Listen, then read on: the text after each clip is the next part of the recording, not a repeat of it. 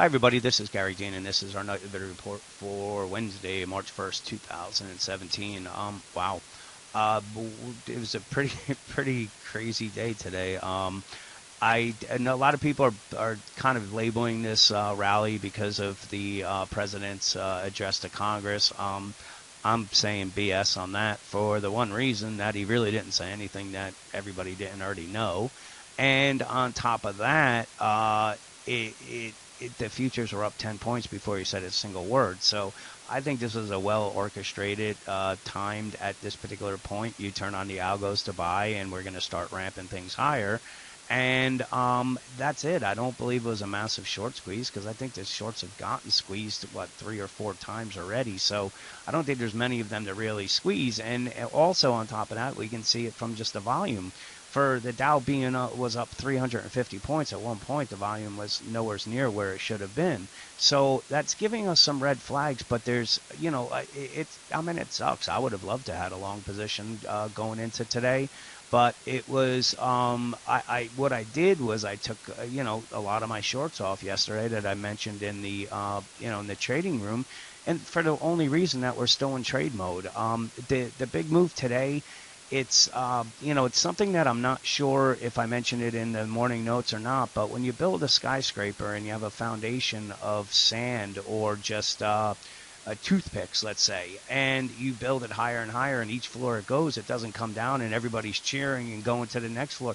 You're going to get to that one floor that busts the foundation, and when it happens, the building comes down in a lot faster than the 4 months it took to build up. And when you have the market that's been gapping up to new highs, I mean, I think this was the ninth time or something in just in the last 30 days, over 20 gaps, I believe I counted from the start of the rally in November. When you have that many gaps below, it's a foundation of quicksand or toothpicks, and you're going to get to a certain level that it may not be a catalyst that is needed to take it down, but there is a lot of catalysts that are that are coming very, very quickly. And one is going to be the Fed most likely is going to raise rates, and the market is not discounting that at all. As a matter of fact, they're pushing it higher. On top of that, we have the debt ceiling that's coming, and then we have a market that's trying to price in a corporate tax rate cut, which is that's fine. I'm all with that, and like I said, I think that there's more reasons for the market to go up now than they did over the last 8 years, because that was just really the central banks. But the thing is that they're pricing in a corporate tax rate that they don't know what it is. So right now, I believe the corporate tax rate's at 35% or something like that. And at this particular point, I mean, you have the Dow that's up, I think, 19% since November. So that's pretty much pricing in, taking the corporate tax rate from 35% down to 10%. But the problem is, let's say they come in with 20%. Did the market just price in an additional 9% on the market because of what they thought the corporate tax rate was going to be? So that's the unknown piece of it. And I was kind of joking around and said that probably the best thing the White House can do is just talk about the tax rate and not do it, because once they give that final piece of the equation, the street can run the numbers and figure out where we should or shouldn't be. So the longer they don't put it out, the better it is for them, because they can just talk things up, just like the Fed used to talk up the rate hikes or not rate hikes, or whatever they were doing. But that moved the markets and threw the algorithms into retard gear, and they started going crazy.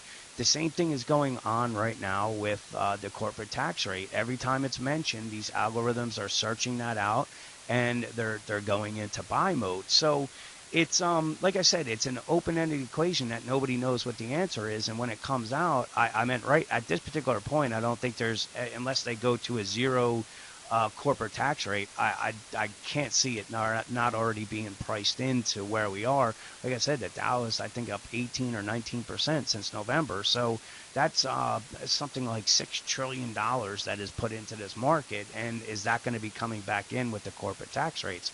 So that's one catalyst. Then we also have, like I said, the Fed that's going to be most likely raising rates in March, and I know that's not factored into the market. So there's a lot of things that are coming that I don't think the smart money is going to be holding all the way to the end of this, and these moves that they kind of push up in pre-market, and then get the retail traders to come in and try to push it higher. And there's my eyes, I think they're selling to them because we have, it just there's no volume that's going on with these types of moves, and that's kind of a red flag. So yesterday I was showing you this pattern. Everything looked perfect on paper. This move blew it out of the water. So erase that. It's no longer there. One little thing, this is only a 5-minute chart, so it's nothing major, but you can see the gap up. This is the strongest part of the trend. From there, we were moving down all day. Another kind of thing on the markets that just is not adding up. This is the VIX or the VXX and short-term volatility. Does this look like the Dow was up 350 points at one point? I mean, here was the low, here was the previous low on it, and the Dow blew through the previous highs. The S&P blew through the previous highs, and the low here was 1678, and we closed at 18. So this is another red flag, but it's not, like I said, not anything that means the market has to turn. It's just saying, yeah, I definitely have egg on my face with this, expecting this drop. But I've been saying I've been trade it until there's going to be a time when we're going to be able to hold them, and it's probably going to be within the next couple of weeks. And it's I know I had a couple, not sure about that in the trade room, but I'm fully expecting the S&P to drop 200-300 points, and it's going to happen in a matter. It's going to happen in days. It's not going to be something that just happens in a month time frame. This thing happens all at once, and people that are all panic buying right now turn into panic sellers. So let's get back to the regular charts. I really don't have where a possible top would be. I guess you just really have to go at round numbers. So if they go higher, the next one 2405 or 2410. On the downside, I mean, we're looking at really what the bears have to do is kind of get it. I would say the first thing is going to have to be to get it through this 2380 level. If they do that, we have the 200-day that's right underneath it here. So again, there's not a lot of room as far as support. And if they get it through this 2365, my take on it is that we're coming down to these levels real fast. And if we look at it on the 60-minute chart, again, do they have to kind of work this stuff out again because we had the bearish divergences, but they had one gap up that wipes it all out? I'm not sure. We'll have to wait and see. But wave count, we have them. My take is that once this tops, this is where we're coming in, if not lower than that, and eventually where I think we're coming, and this may not be until the middle of summer, but we're going to be trading somewhere below the 2183 level, and I think we're going to be testing these levels here.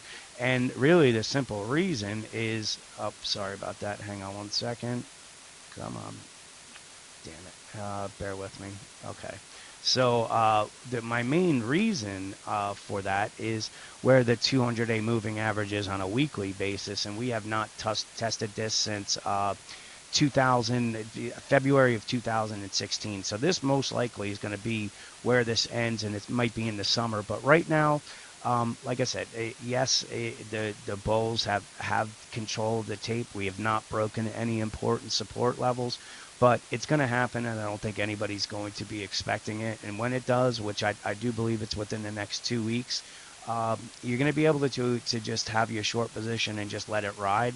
Until then, trade in and out. Wait until we get into, most likely moving averages is really what you can watch. And if we get a drop, and we get through this 2367, then you look to take some shorts off if we get down to this 2320 level, because we'll bounce back up again. But until we get to that time period where the big flush out happens, stay in trade mode. If you have some positions, that have profits, take half off, leave half on, and see what plays out. So with that, let's see what happens tomorrow, and have a great night.